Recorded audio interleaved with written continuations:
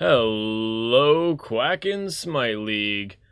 I am your man Bonzaijoe here with Redsniper23, and we have a fantastic episode of the QSL Update podcast for this week. We missed you guys last week. Had a little bit of a break with the All-Star break going on. Didn't have a whole lot to talk about. Also, just had a little trouble planning the podcast, but we are back at it this week. We have a ton to talk about. We got mini league games played coming up. We had the All-Star game. We can review week 5. I know it's been a while, but then we can talk about a few changes, and then into week 6. 6 games this weekend. Lots of Smite. Lots of Smite. Red Sniper, you excited? I am very excited. And it's not just 6 games this weekend, it's 6 games every week until the end of the regular season. Yes.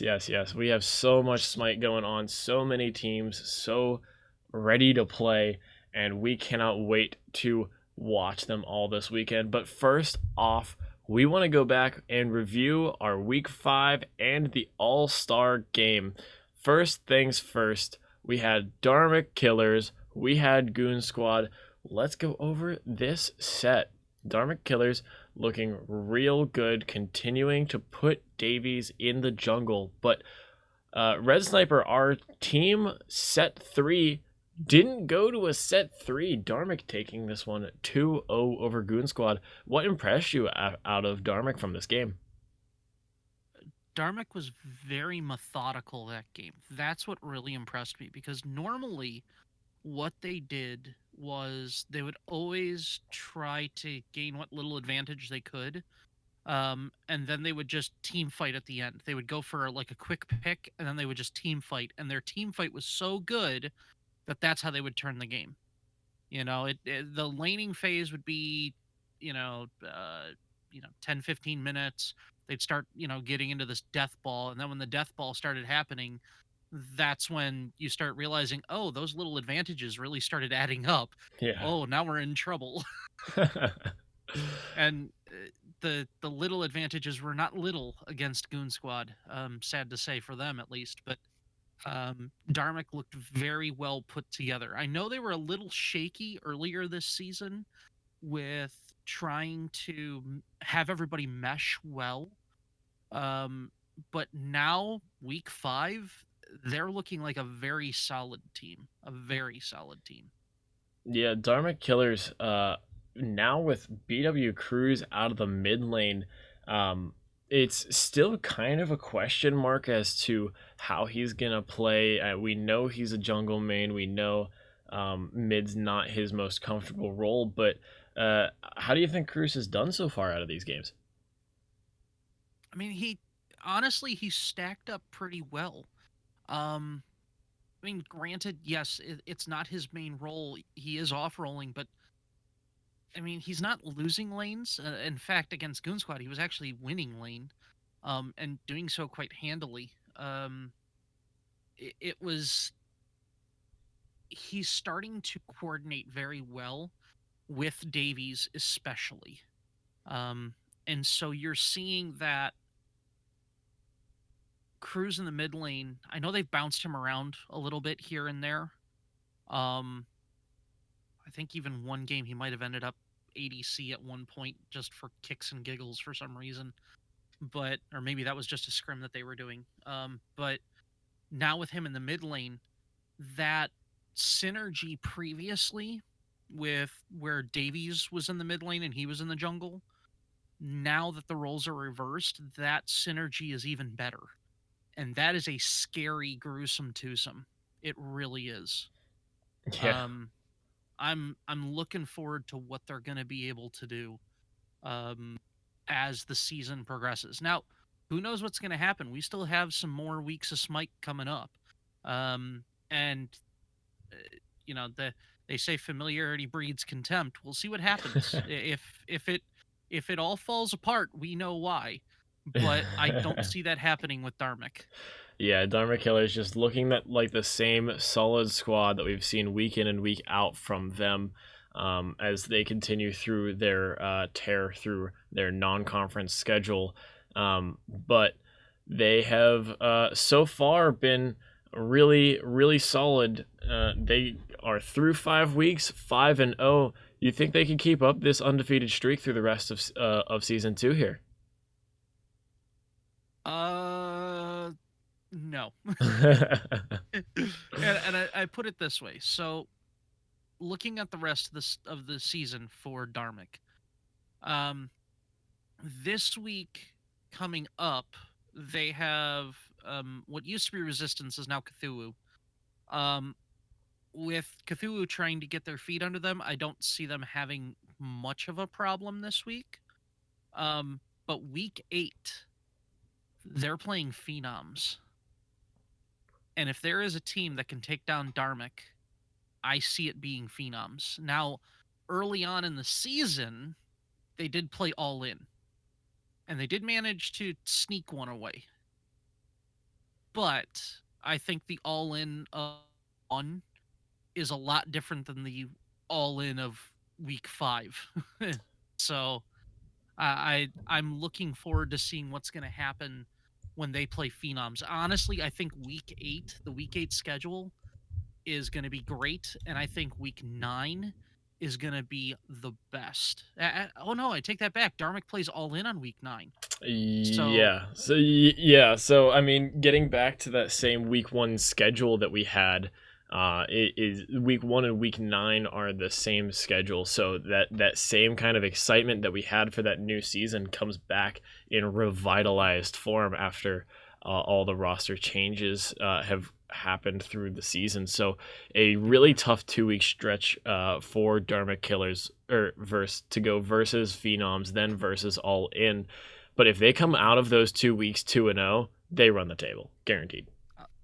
I don't disagree with that at all because they've got Kepwi and then they finish against Booney Gang, and if they can survive, and I'm gonna put it that way, if they can survive Phenoms and they survive All In, which are gonna be two great games, am really looking forward to those. If they survive those, I think they will have the tools at their disposal to put away Kepwi and to put away Booney. The squad to continue to watch week in and week out right now is these Dharma Killers, and there's no ifs, ands, or buts about it.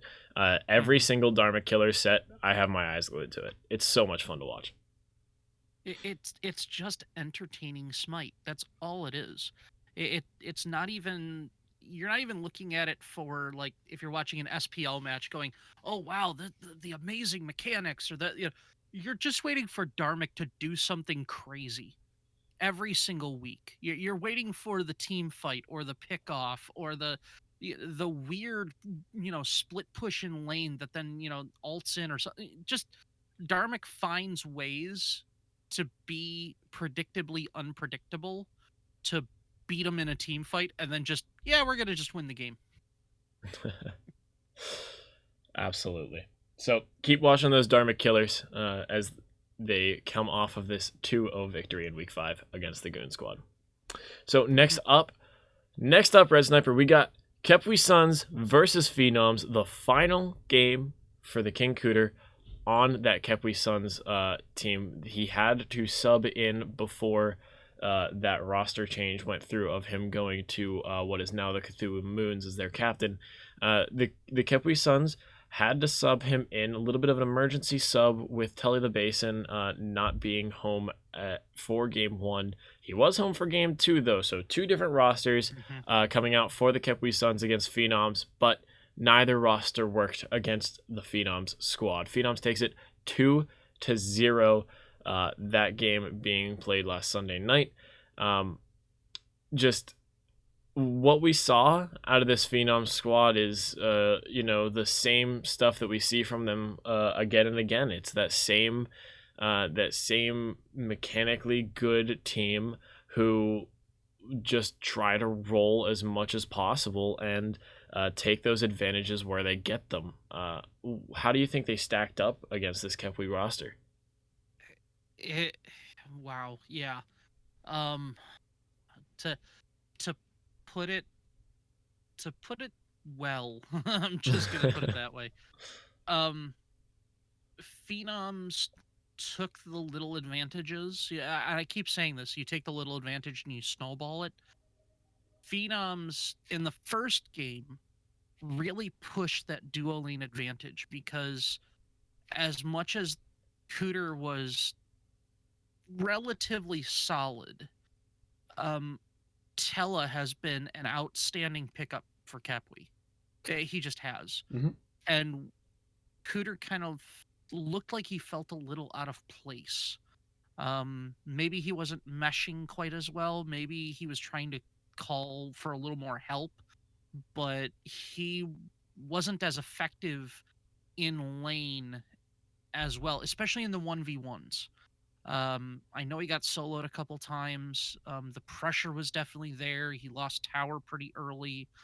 Um, but Phenoms also had this crazy guy named Brownside on a Ymir that Which, by the what way, that's in his the main role. That's his main role. Is support. yeah, and just like okay, no offense to Brownside at all, dude. I've seen you play solo. I saw you play Giannis solo. Man I've seen refuses to you play play warriors in solo. Actually and refuses. yeah, he refuses to play warrior solo. He then goes into carry lane, and he picks Kronos, and he picks if he picks Apollo. He just he finds these weird picks or picks that just work for him, and then he's like, you know what? I know something I haven't seen in a while. Let's go with Ymir support and see what happens. And he is by far the most annoying Ymir support I have seen in months. He's aggressive, man. I played him in a scrim the other day. He played Fenrir support, just ran at us. Got a quadra kill out of the support role. Yeah, God. dude's ridiculous. It's incredible if we see him more out of that support role, because that is the one of the pieces to the puzzle that is Phenoms in their main roles. Mm-hmm. Something that we haven't seen a whole lot of this season. Having Brownside in the ADC, having Vacus at a solo, having Duck in the jungle. Not Mm-hmm. something that we've seen a lot from them. But continuing to go forward, if they continue to have Brownside in support and just continue to put Duck in ADC, just incredible stuff is going to be coming out of that duo lane. Yep, and that's going to be and I know we're not quite looking ahead, but looking ahead even to week 8 when they go up against Dharmic, I think that Brownside's support, if he goes into that support role and performs well, which I assume he's going to, I have a we'll call it a foggy premonition of foreshadowing. I have a feeling that Brownside is going to be one of the main reasons that Phenoms would beat Dharmic. I would agree with that for sure. And I mean, something that Skeet has vowed to over the weeks is that for each team that plays their main roles against him, his team will play the main roles against them. So if we see Mm-hmm. Davies jungle, we'll see Brownside support, we'll see Duck ADC. You know, Yep. we're gonna see it. So Mm-hmm. it's going to be an incredible matchup. It will be. It really, really will be. So And that's the Duck, looking too far ahead, though. Let's go back yeah. to this So Kepwe yeah, versus Phenom set before we get too off track. The one thing that we know about Kepwe, we talk about it every week. Their synergy as a 5-man is so good. They yes. play those team fights well. That's how they've taken games consistently off of teams like Dharmic, teams like All In. Mm-hmm. Gotten those advantages out of those late game team fights. Now Phenoms knew that, but it didn't really matter. Phenoms Mm-hmm. took all of the advantages in the early game laning phase, and that is where it all came to fruition. There, it was never about the late game team fights. It was never about them as a 5-man. It was always about lane, guaranteed throughout all that game. And that was definitely part of because Duck was ADC for both those games, Right. and as much as Cooter held his own, I gave props during that game. Cooter held his own against Duck, and I know how hard it is to lane against Duck. That man is not easy to do anything in lane against. No, he is not. Um, But I can solo him. and I will always remember that. I will always remind everyone of that. Well, and Tella can chalk that one up to his record too, because he soloed Duck as well during that game. Washed. Duck, you listening? Washed. I'm kidding. No, Duck's. No, you're right though. Duck is so hard to lane against. He's so efficient in farming. He's so efficient in getting that level lead on you, poking you out, forcing you back, taking your tower, soloing you. Because for every time that I soloed Duck in the finals of season 1, he soloed me back twice. So you know what? It happens. But Yep. But really, he knows where to get those advantages from, and that's exactly what Phenoms used to try to continue to win that game. Like even through solo, even through the jungle, even through mid. Maybe not mid. You hear that, Skeet? Maybe not mid. But yeah, no, that's where they got those advantages was in laning phase, and they just carried it through to the end. So yeah, exciting set there though. Exciting set, and both teams were looking forward to that one, but Phenoms came out on top 2-0. Looking and on, if you only have time to watch one game, let's say you want to watch a week 5 game, that one had myself, Hercules, and Dutma as the casters. fantastic on that one. cast. So that was an absolutely hilarious thing. I had to like mute my microphone half the time because Dutma would say something and I would just be laughing. So I had to mute myself. So otherwise, you'd hear me laughing. Next up in our week 5 recap, All In versus Gloria et Mortem, 2-0 in favor of All In. But the advantages were there for that Gloria et Mortem squad. They had the advantages out of the duo lane. They had a place to kind of funnel that damage, but it just wasn't enough in that late game to carry them over the top. And All In took it in both games. What do you think about that Gloria et Mortem performance and really just how well Rylan played? Oh man, so I gotta give props to Gloria et Mortem for doing what they did. They were not, and I hate to put it this way, but it was almost a tale of 2 games for them, because in the first game they were I'm trying to recall here, but Yeah. in the first game it was very close for most of that game, and it wasn't until the end where you kind of saw like the and I hate to put it this way, but Sub Killer just take every possible thing he could. Right.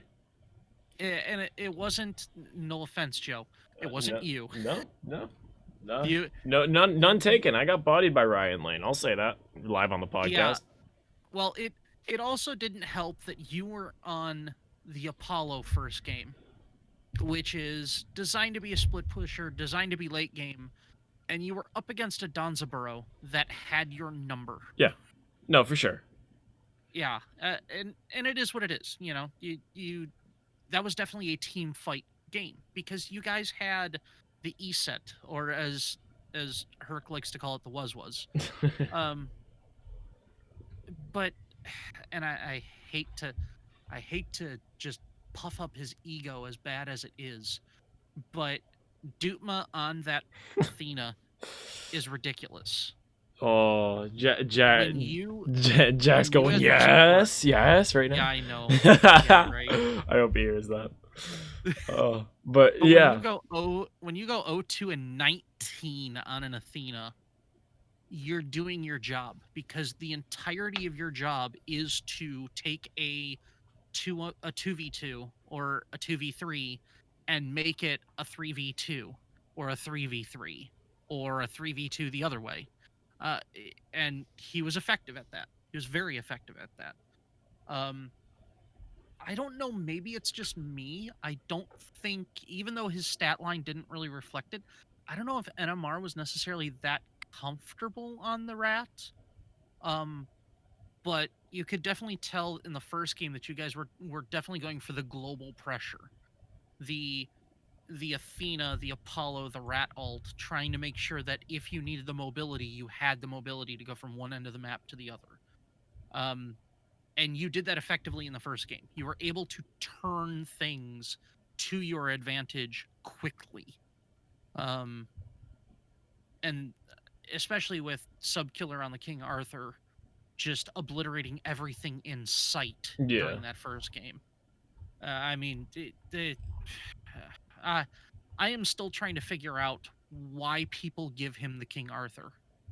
I know it's because they're banning other things, but you don't give him King Arthur. The one thing you don't give him is King Arthur. Yeah. And then next game they gave him the Guan Yu. Just really, really tough picks and bans just out of solo lane. I mean, it's so hard to ban Subkiller out because yeah, he's Mr. 3 Trick. He's Mr. Oh, I only play King Arthur, Guan Yu, Achilles. But, man, you ban King Arthur, Guan Yu, Achilles. Okay. Now see the rest of us pick all of our main gods. You know, it's so hard. It's so hard when you only have 5 bans to pick. It really is. And, you know, I mean, that's just how picks and bans are.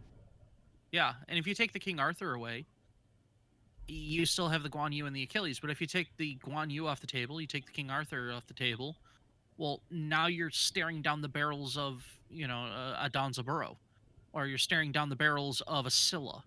Yeah. Or, there's still a Cucullin out there, or there's still an Athena out there. There's always going to be something where it's like, okay, we can take 1 or 2 away, but if you have 3 or 4 gods that you are very comfortable with, it's hard to ban out. And Subkiller has that, where it's not just 1 or 2 where it's like, okay, that's his comfort pit, we can get rid of that, we don't have to worry about that lane. It's, what do we do here? It really is a lesser of 3 evils when playing against Subkiller 22, and that's just how it is with him. But and I mean, especially in the second game, props to Omega doing what he could. Omega played fantastic, especially on that tier. The tier, he went 1, 4, and 3 on a tier. He looked comfortable though. Guan Yu. He looked comfortable. Yeah, it wasn't like he was getting caught out. It wasn't like it was a terrible thing for him to deal with. Was it comfortable enough for him to win a lane? No, but Tier's not going to win the lane. Tier's not going to be able to punish you the way the Guan Yu is. He's not going to have the sustain. He's not going to be able to win the boxing matches, so to speak. But the real one that scratched my head was Cyber on the Loki. I was trying to figure that one out. People hate the Loki pick, but Loki gets real annoying, especially when he's diving you under tower, multiple towers. I'm hearing you, Cyber. I'm listening to you, Cyber. I'm talking to you, Cyber. Stop diving me under tower. Anyways, it gets real annoying. It catches you off guard. He's got a big stun on that ult. He's got the AoE. You're not allowed to see your screen anymore for a few seconds, kind of stuff. Where I hate that rework. I hate it. It just. You hate the rework, but it's better for the god. He's actually a little bit more playable. Pre rework Loki is just simply bad. Yeah. But yeah. I mean, there's a reason why he was the meme before. And there's a reason why he continues to be the meme, but he's less of a meme. But yeah, no, Gloria found their advantages where they could get them. I mean, Omega looked comfortable on the tier. Rye bodied me 2 games in a row. Dude, that on her that was just shoved down my throat. Not fun. It was, to be honest, I had flashbacks of when I played against Ducks on her. No, Ducks on her is I was having nightmares. Ducks on her is PTSD inducing, really. Yeah. Sincerely.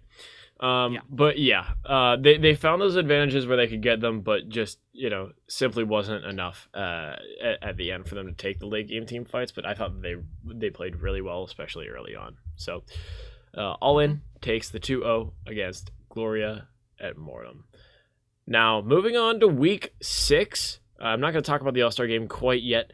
But Enum Army versus Team Innie, first mini league action that we get to talk about here on the podcast. We had a previous mini league game that went 2-0 in favor of Olive Garden over Panic Room. That was played a couple weeks ago. That one's on the YouTube if you want to watch it, but we won't cover that now. This is our official week one after the rework of the mini league. Enum Army versus Team Innie. Redsniper23, the ADC of the Enum Army. How'd you think your team played? Take us through that set. I said it at the end. I mean, I don't know if I don't think it's up yet. I'm hoping it's going to be up soon. But um, I had a little interview at the end with Hercules, and again, I had to thank my team. I had to thank my coaches. I had to thank everybody because they were just amazing during that. I was so happy with what they were able to accomplish. I mean, doing your job is one thing, but what they were able to pull off, because we are brand new as a team. This was our first time in an actual match. So nerves there were a lot of questions that needed to be answered. We had only scrimmed a couple times as a team before that. So we were still relatively new with each other.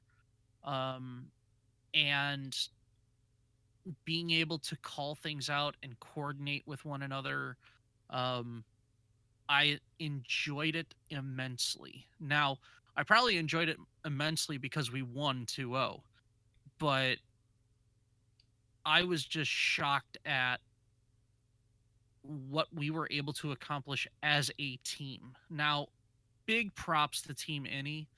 Those guys had as much preparation, if not even less than we did. And there were still a couple of times, especially in game 2, where we were wondering what was going to happen. And we didn't know, like, one bad team fight, one little thing would have turned right or left, and it would have been all over for us, and we knew it. Um, but I got to give props to especially Scarabax. And I mean, uh, I, I'm always showing love to the support, so I'll give love to Matt as well.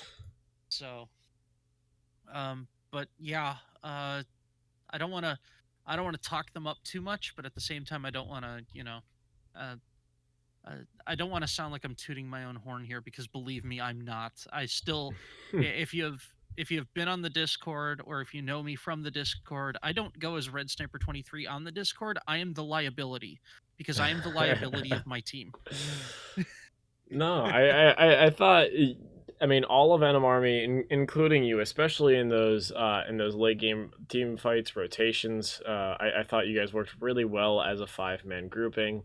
I mean, you say you're the liability, but man, I do think that you played well. The positioning just as a team, the ability to have those rotations, find the picks needed, to find the advantages were just so huge out of you guys. And I think that that's one of the main reasons that you won. I mean, the big rotations, the big kind of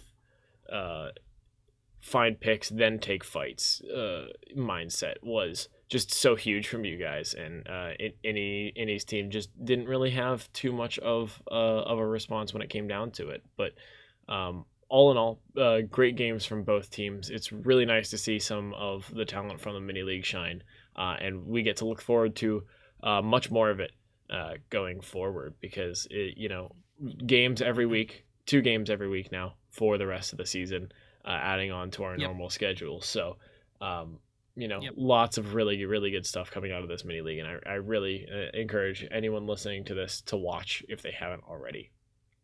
So, yeah, and it's absolutely fun because we're able to see, maybe not the you don't it's not like you're watching the SPL where you're watching these high level players all the time, but it's also, hey, I'm in bronze, or hey, I'm in silver, or maybe I'm low gold or something like that.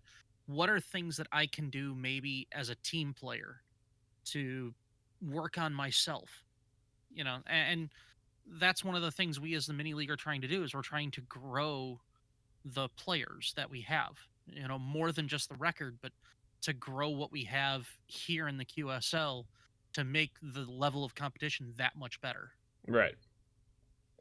Yeah, it's gonna be really cool to see just how week one mini league players versus playoffs mini league players are going to be. Just six really informative good weeks worth of competitive smite can really improve you as a player. I know that from experience. Season 1 of QSL is exactly where I was. You Hmm. know that I was in that same situation. So it really just it makes you better as a player, and I can't wait because I think that week 11 mini league is gonna look like almost exactly like some lower level, some of the lower tier major league teams. If they Oh, could I'm looking forward to if it. they could start to look like 5-man groups in the mini league team, well, yeah, I'm looking forward to it too. I think it'll be really cool. I, I will say, as a hint to the future, week 9 is going to be an absolute banger. Not only for like who's playing what in the major leagues, but also in the mini leagues. I think because that's going to be our rehash of week 1 of the mini league as well. Yes. So we're gonna see, and I know Zariak on the other team on Team Innie. He's already said we're gunning for you on the next game, man. It's Oh, gonna happen. I You can't beat wait. us 2-0. We want it back. I cannot So wait. I'm looking forward to it.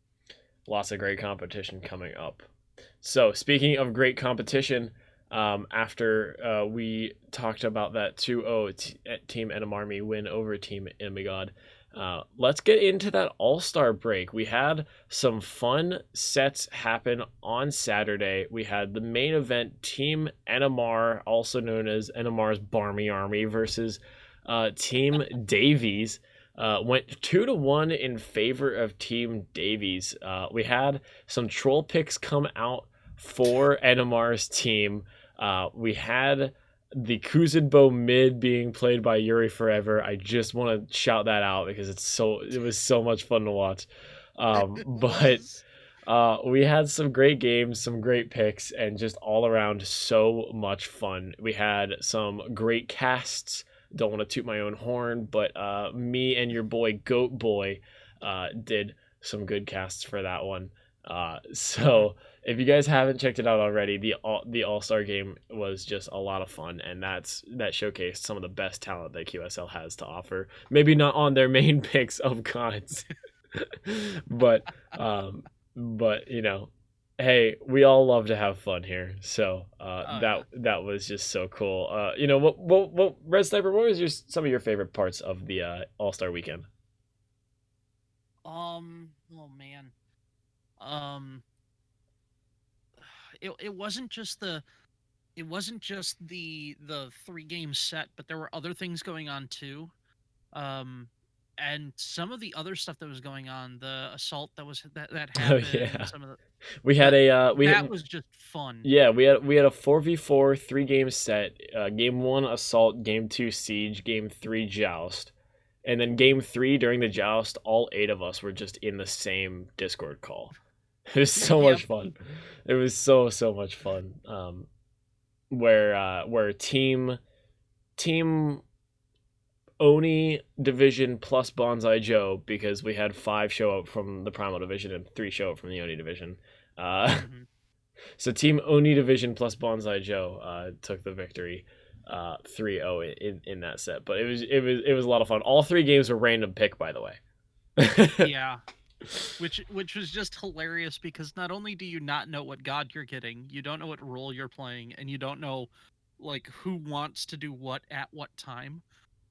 And when you're all in the same call at the very end, I just I'm sitting there trying not to laugh when I'm watching that. I'm not casting it or anything like that. I was sitting watching it at home and just trying not to laugh hysterically.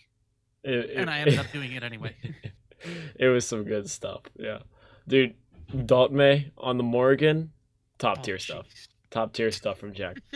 That is probably the last god he ever wanted to play in that set. Oh my But, goodness, yes.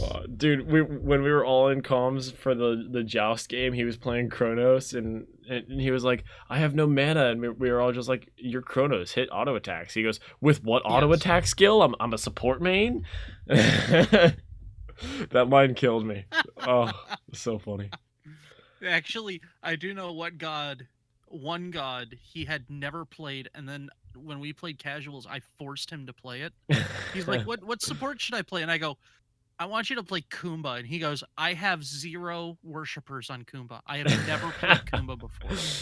And I forced him to play it, and he goes, how do you play this thing? This is terrible. And I'm like, yep, you know exactly why. Yeah. So, but yeah, aside from the Kumba, the Morrigan is probably the last thing he ever wanted to play. Yeah, man. So yeah, All-Star Break was a lot of fun, and if you guys missed it, the VODs should be up on YouTube. I know at least the main event is. Otherwise, the side event was up on the Twitch channel. So both are super fun if you want to have a good time and watch some more Smite. Entertaining as all get out. Yeah. So last thing in terms of roster changes on the season. Just a very simple change happened today. Omega Bulldog is stepping down as the captain of Gloria et Mortem due just personal reasons. Just wanted some more time. So we allowed him to step down as captain. He will still be on the team. Sacrificial Pit is going to be taking over as the captain of Gloria et Mortem. So no roster changes in terms of Gloria et Mortem or really any other team. And I'll get to that in a second. But Sacrificial Pit will be taking over as the captain of GEM, which doesn't change a whole lot because rosters are locked.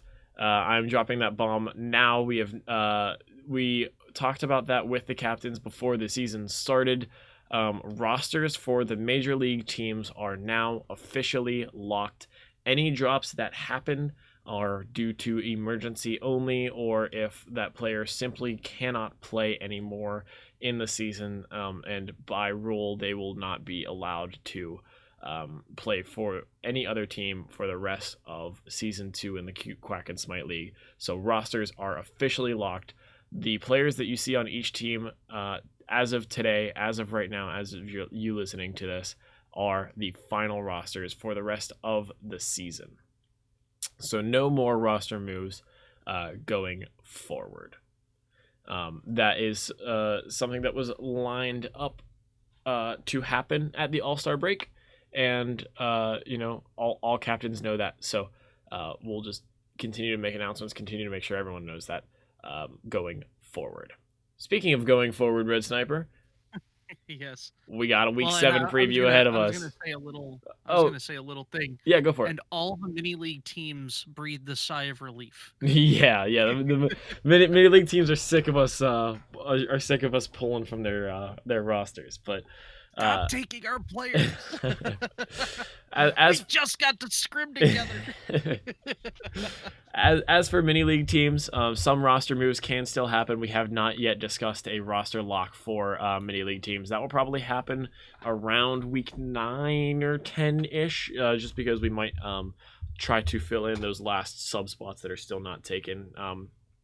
Only one of the 4 rosters are currently at the max of 7 players. So we'll continue to talk about that. We'll discuss a roster lock in terms of the mini league, but for now that has not been confirmed. So going forward to week 7, we are at almost the 40-minute mark. Red Sniper. Oh boy. We did a lot of time on those reviews, so we'll try to keep these previews short and sweet. We don't want to keep you guys for too long. We had a lot of Smite to talk about though. We missed a podcast. We did, right? Yeah. Imagine if this podcast was 2 hours long. Oh, nobody wants that. Nobody wants that. We do eventually need sleep, and you know, we're recording this. It's currently 2:09 a.m. for me, 1:09 for Red Sniper. So we're gonna try to finish this up early. Dude, people were already complaining about the podcast being 70 minutes. So being at 40 and just getting to previews now, oof. Anyways, before I use up After a all of week our off, though. time, After a week after a week off. off, yeah, after using up all of my time complaining about the time we spent on the reviews, let's get into the previews. I want to start off with the mini league. Let's talk about Olive Garden versus Team Any and Panic Room versus the Enemy Army. Olive Garden versus Team Enemy is scheduled for Friday at 7:30 p.m. That will be on the Quacken Smite League 2 channel because there is a majors game at the same time. So that mini league game will get relegated to the second channel just due to some scheduling conflicts. And then on the main channel on Sunday at 10 p.m., we will see Panic Room versus the Enemy Army. Each mini league team in action this week. Let's start off with that Olive Garden versus Team Any game. Olive Garden, a team with a really strong roster right now, have just been able to push through games. Their captain Dre has been playing well. They got Zero in an off roll. They got Kush Sports in an off roll. Both really good players. Looking forward, they are the 1-0 at the moment, taking their first set 2-0 versus Panic Room a couple weeks ago. Looking strong against a Team Enemy God team that is looking to bounce back from their loss last week. Red Sniper, what are you looking at of this set? Honestly, there's a lot of things. I know we've only been through 1 week, but there are some people that are saying, well, Olive Garden 2-0'd Panic, NMR 2-0'd Any, so Olive Garden should be able to 2-0 Any. I think this game is going to be a lot closer than what people think. Having played Team Any already, and then watching, because if you go on the YouTube, you can watch the Olive Garden Panic Room game.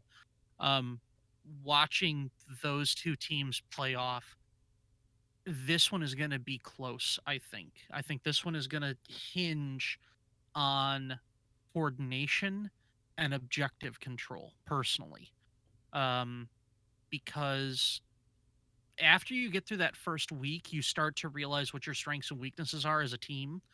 Um, and Team Any, when they were playing us, weren't exactly all about the objective control. Wink, wink, nudge, nudge. Congratulations on securing that fire giant with a I'm a monster. Just saying. Um, but the the coordination around that, I think, is going to be extremely important. With Olive Garden, it's going to be coordination in team fights. You're right; they do have a very, very strong roster. Arc in the carry position. They've got they've got Kush on the solo. They've got Dre still there, and I know he's listed right now as a sub, but he is still playing very, very well. Um, I mean, and Panda Rex too. I mean, we've noted everyone on that yeah, roster, but oh yeah, Panda Rex has been really strong out of this mid lane, especially on the Tiamat, who's now banned by hmm the way due to a who, bug. who who is banned? Yeah. Panda Rex has looked really good out of that mid lane so far hmm in pretty much every matchup that we've seen him in. I think it's really going to hinge, and this is just my opinion on how it's going to work. I think it's really going to hinge on the 1-3-1 ultimately. So you've got the solo doing its thing, the carry doing its thing, but that mid lane, that three in there, how is Panda, Dave, and Zero going to be able to work together in that mid lane for Olive Garden? Because Team Any has kind of reworked their roster. Uh, Sub Killer is now coming in as the solo laner. When we You played mean them, it was Love and Hate. Simple Fate? He has Or sorry, Simple Fate. he has his Sorry. name as Subkiller on Discord, so Oh, that's right. I I'm un- sorry. I understand why it's confusing. It's just Yeah, yeah. he's got So Simple Fate in the solo, yeah. multiple sub killers because what? Why not? Um, but so Simple's going to be doing well in the solo. It was Love and Hate previously. Now Love and Hate moves over to the support role. Um, and I think the 1-3-1, as you look at it, I think the three in the middle, the coordination between Slim, Krakens, and Love and Hate, is going to be key for them to win. Zaryak and Arc in that carry lane is going to be fun to watch.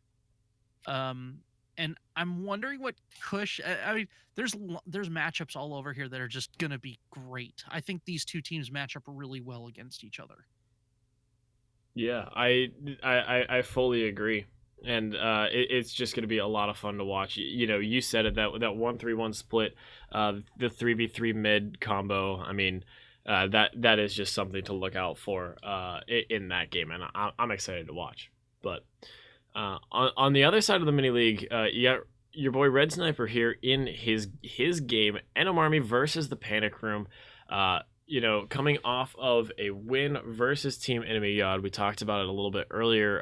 The Enum Army looking really good as team coordination, but one thing Panic Room is going to be looking for is shutting down mid jungle. That is definitely what you're going to want to look for if you're the Panic Room.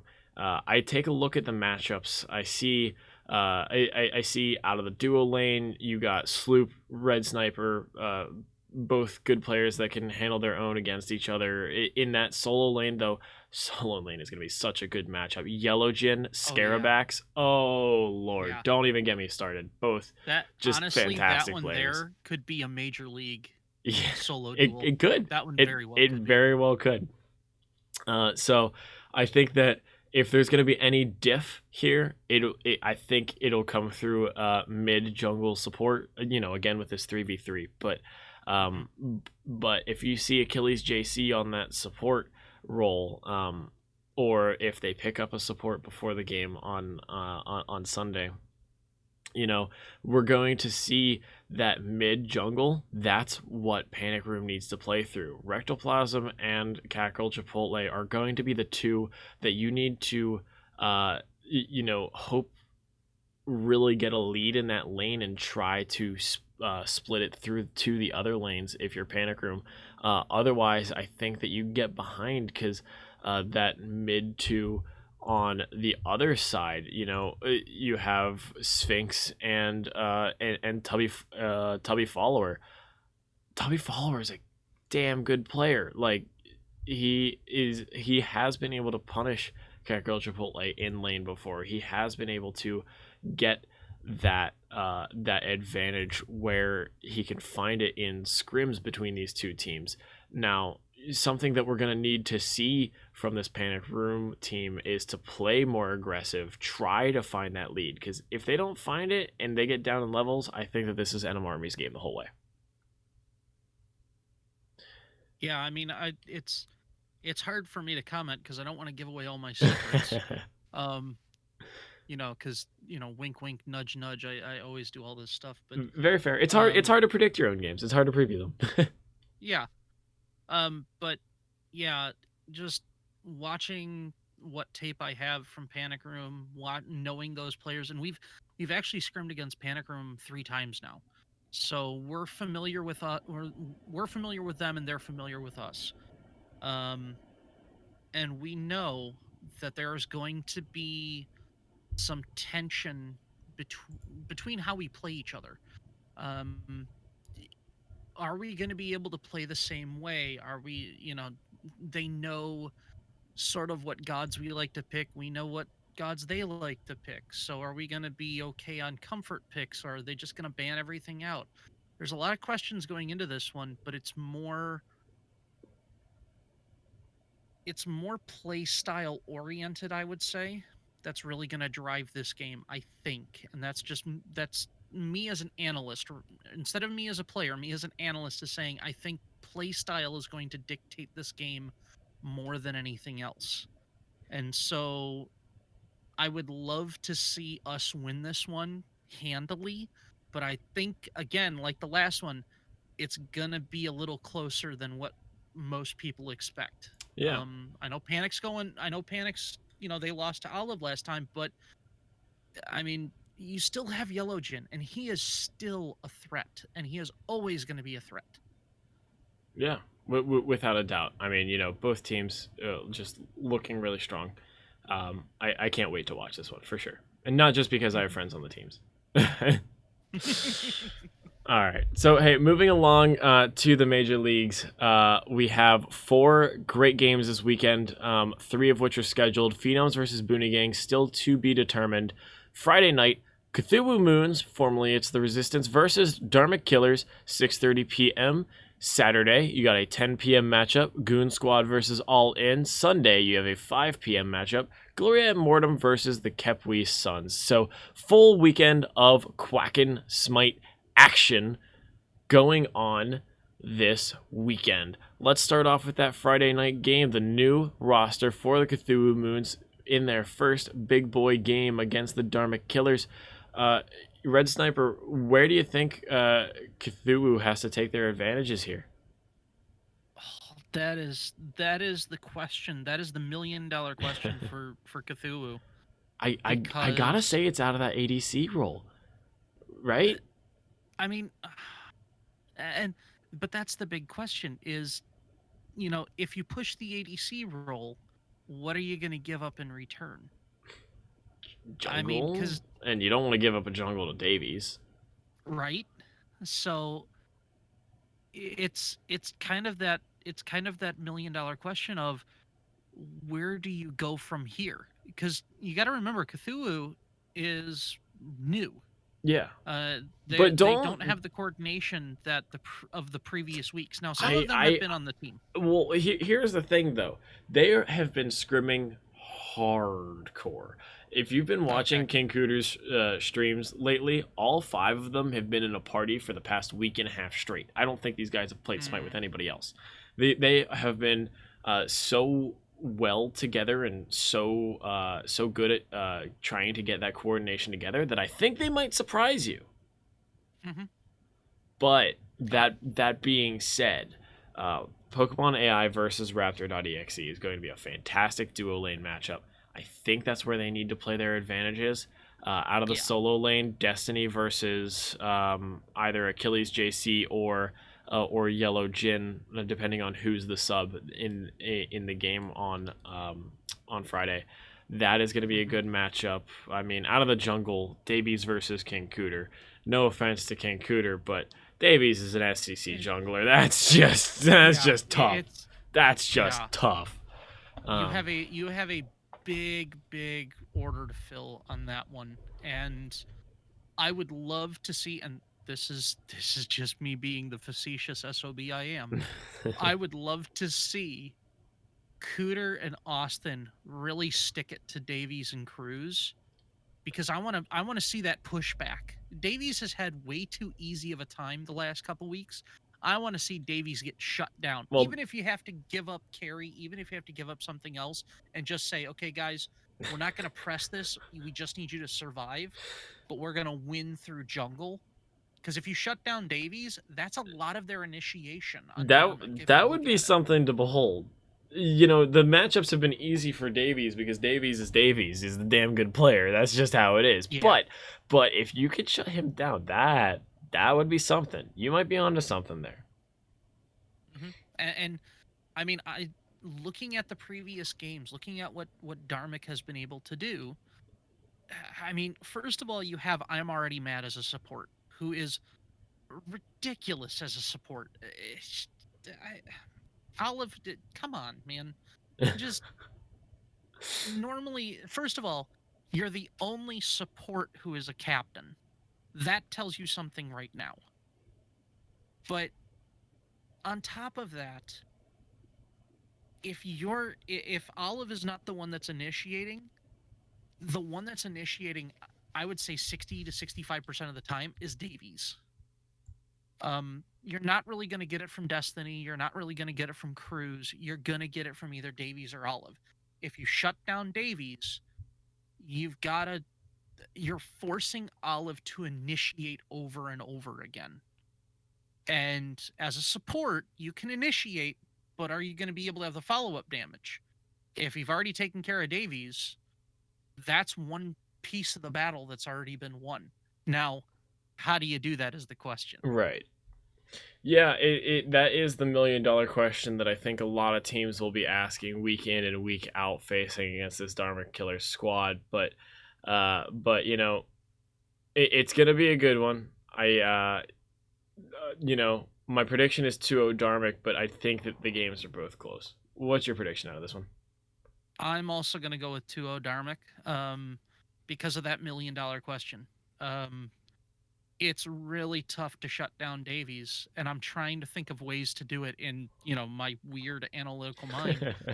And I'm like, okay, well, you could do it this way. But I've also seen Davies completely play an opposite of what you expect him to do, too, because he just has that mechanical skill behind him. Exactly. So good luck. That's all I gotta say. That's all I gotta say to Cthulhu is just good luck, man. uh, Moving along, Saturday Night Smite Goon Squad versus All In.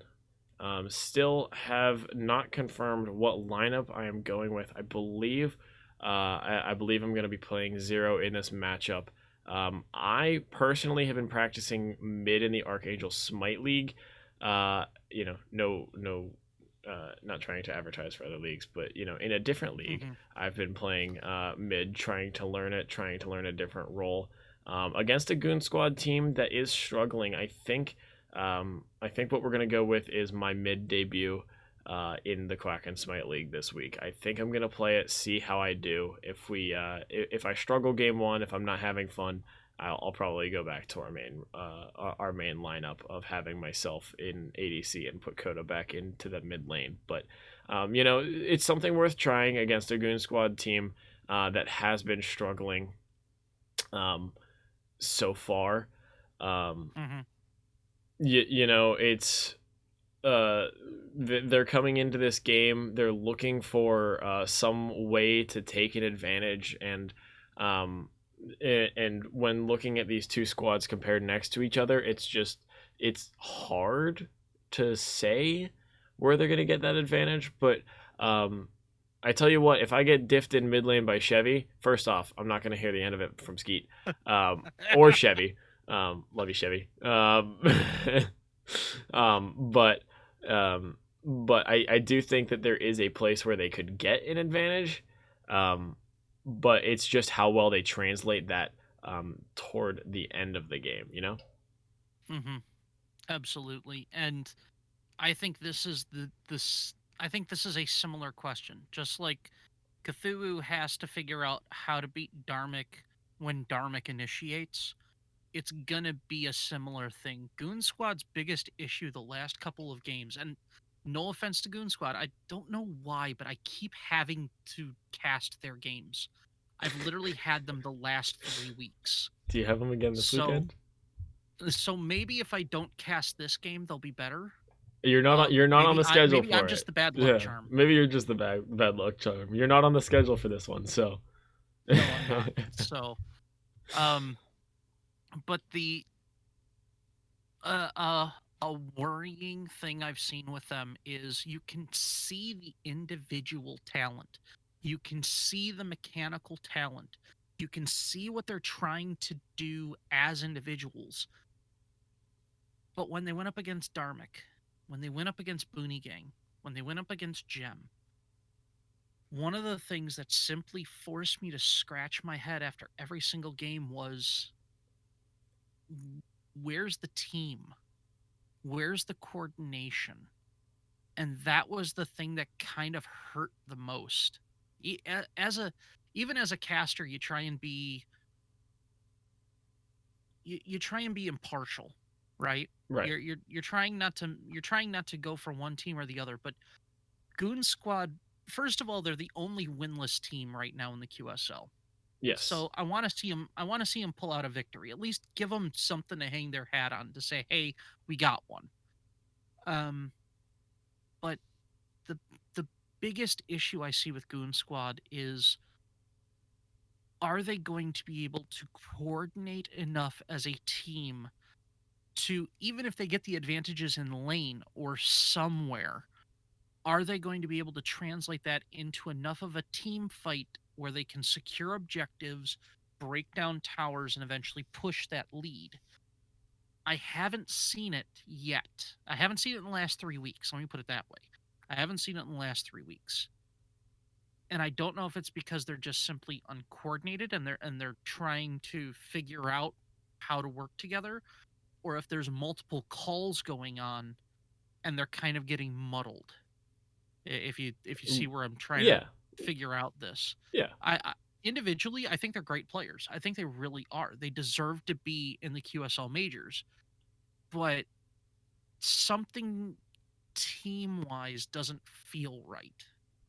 And I think that's the answer that Goon Squad needs to come up with, which is how do we operate as a team when it comes to team fight and objective? yeah. All right, so you have a prediction for this one? I do have a prediction. I am going to go 2-0 all in. And I think, don't quote me on this, but I'm a little shaky because you just said you were going to go mid lane. I'm not as secure as I once was with that. I I might. still I'm. think If, it'll be an all-in victory. I just don't. I'm really unsure as whether or not they're going to take a game from you I am also unsure because on now you're that. throwing the monkey wrench into I am things. also unsure of whether or not they're going to take a game. I don't predict my own games on the podcast, but they could take a game. If I Why you play got if to I throw that play at me? if I play really poorly, they could take a game. But if I play Why are really you poorly, throwing that then at me, if man? I You're play really throwing monkey poorly, then I wrenches throw then everywhere. I throw myself back into ADC. Anyways, um, coming up on the last scheduled game of the weekend, GEM versus Kepwi Suns, two teams that have both recently lost, looking to get back to their winning ways. Um, Kepwi Suns and Gloria Mortem both looking to come back from 2-0 losses, and both really good team fight coordination. Uh, what's your outlook on this game? I think this is going to be probably the closest set of the week. I see this one as being an absolute banger. This one, if the records don't do it necessarily justice, because Gloria at Mortem is 2-3, Kepwi is 1-4. However, if you look at their game records, Gloria at Mortem is 5-7, and Kepwi is 4-9. So it's been close. They've won about the same level of or the same number of games. But Kepwi and Gem, I think one of the issues that Gem is going to have in this game is that they have one style of play. And their one style of play, now it's worked for them so far. They do have 2 wins, granted. Um, but their one style of play is we're going to force Omega to hold in lane. We're going to make sure that Cyber gets his job done, and we're going to see Rai stomp people.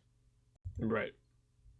And they're going to try and go to late game to let that carry do absolutely everything in his power to obliterate everything in front of him. Now, on the flip side of that coin is Kepwi.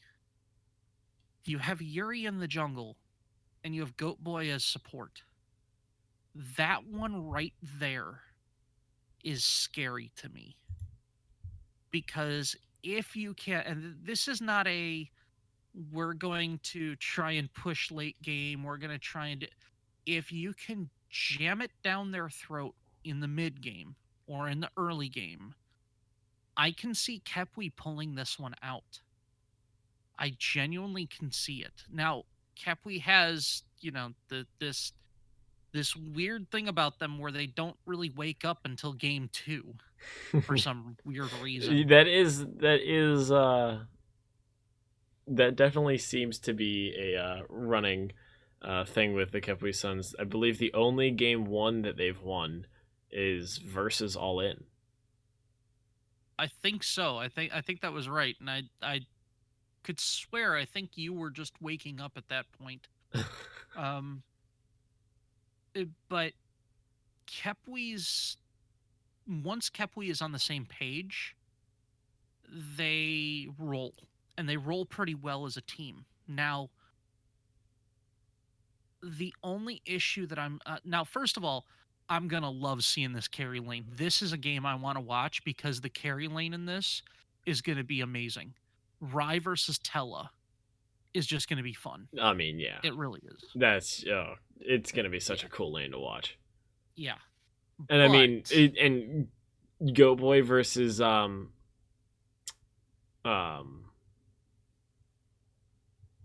Atticus. Atticus. That's the name I'm thinking of.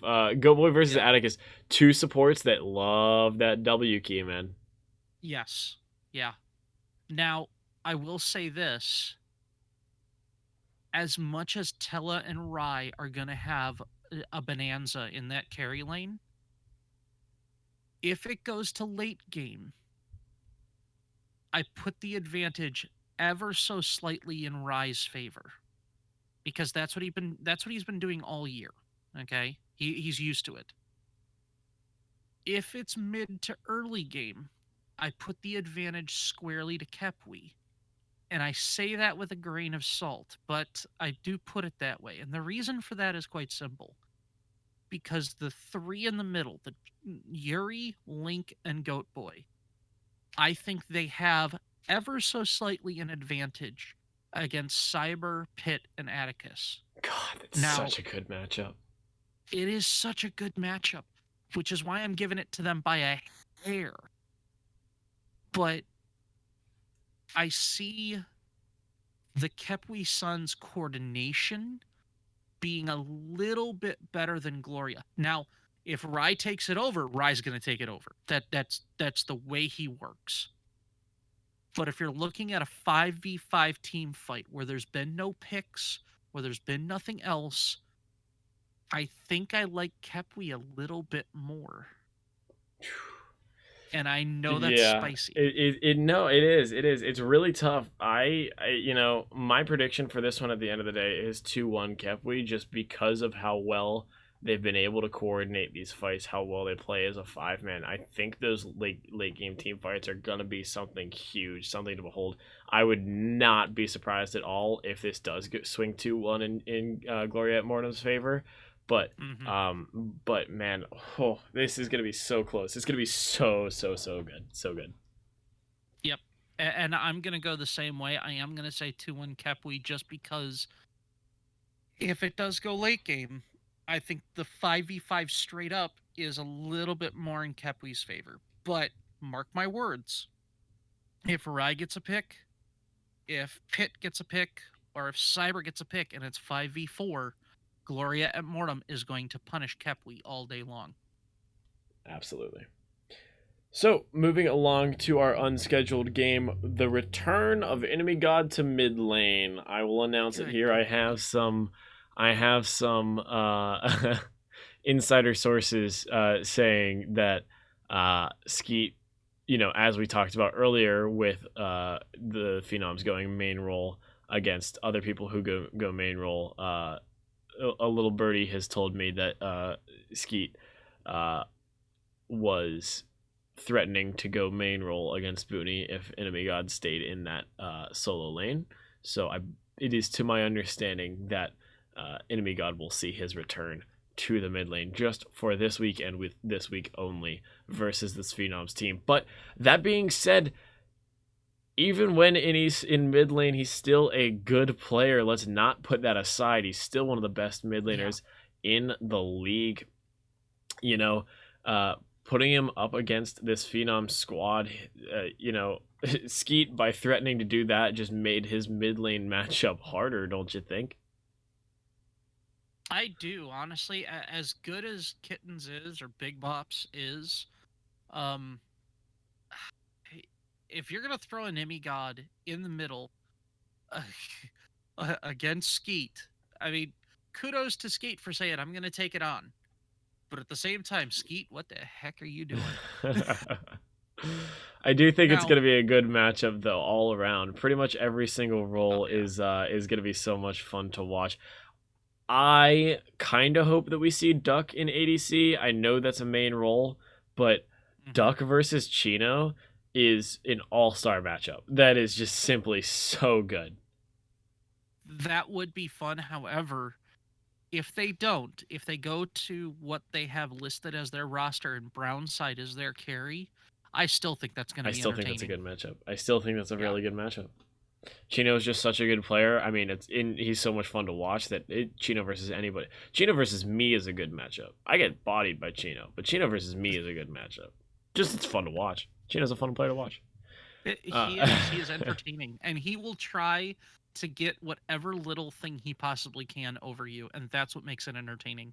Absolutely, and that's what they're going to have to look for in this game against Phenoms. They're not going to look to run through the solo lane. I don't think they're going to look to run through the jungle. They need to run through mid and duo lane. Chino is going to have to look to push down the throat of Duck and Brownside as much as possible, or mid cap and Brownside, whoever's playing. So whoever is playing, though, they're gonna have to look through that middle lane advantage. Any versus Skeep, Chino versus the ADC of Phenoms. That is where Booney Gang needs to take these advantages, and that's where they need to run through. If they don't find the advantage, I think that this is a Phenoms all day kind of set. Phenoms, the masters of the 2-0, are either going to win this or lose this 2-0. No in between, but I do think if I'm going to continue to go with that, I think my prediction is going to be 2-0 Phenoms, but my head actually says 2-1 Phenoms. Now, I hear ya, but my weird analyst brain is going, I know how good Brownside is. I know how good Vacus is. I know how good... I just see the names, and I see the recognizable talent there. And then I look at Booney, and I go, okay, who are they going to plug where? Because if Animi's not in that solo lane, if he's got to go to mid, who's the solo laner now? I mean... I think you go back to Pog, Boomy House, Pog in the solo lane, and I believe you go to, I think it would be Big... Well, I don't think it would be Big Bops in the jungle. I think that we would see most likely... Let's go to team rosters. Would you see the return of Kush coming in as the sub? That's a good question, because they have moved around their roster after dropping Shy Appendix. I guess they move Big Bops to jungle and put Pog, Boomy Howard, Pog in the solo lane, or they just move Big Bops over to solo. I do think that there is something to gain here out of moving around their roster, but that solo jungle is what Phenoms is going to look to run through. And I think that with a little bit of the volatility there, I think that might be one of the hiccups in their ability to win this matchup. I mean, especially when you look at, well, let's just go look at Phenoms real quick. Okay, okay, let's run through jungle. Well, Dux is there. Let's run through solo. Okay, now you gotta go through Vacus. Well, okay, well, what if I run through carry? Okay, now you gotta deal with Brownside. Yeah. It's tough. It's tough matchups anywhere. Yeah. Anywhere for that. Exactly. Team. Yeah. But and so I mean, and even if they throw in their sub, I mean, Pegleg's no slouch either. Right. So exactly. You're kind of going, on paper, it should be Phenoms, but we all know that paper lies. Yeah. That being said, my prediction is still going to be 2-0 Phenoms. There you go. So there you have it. There are all of our predictions. We're running close to an hour 15, so this is the longest episode of the podcast. But we missed a week. Give us a break. Come on, will ya? Come on. We missed a week. I mean, we had to talk about, we've got mini leagues, so we've got more to talk about. We've got the All-Star break. So we actually talked about 3 weeks here. I know you guys are going to come at my throat in the Discord, so just, at Bonzaijoe, I listened to the podcast and I hate that you made it so long. Send that message to me at Bonzaijoe. Yeah. So, thank you for listening to the podcast, though. We know this is a long one and we apologize, but a lot of good Smite this week. So, thanks for tuning in. Red Sniper, thank you for joining me. Glad to be here. And, we are just so excited for another week of some fantastic gaming. So, thank you for joining me, Quacken Smite League. For Redsniper23, I'm Bonzaijoe. Have a fantastic day.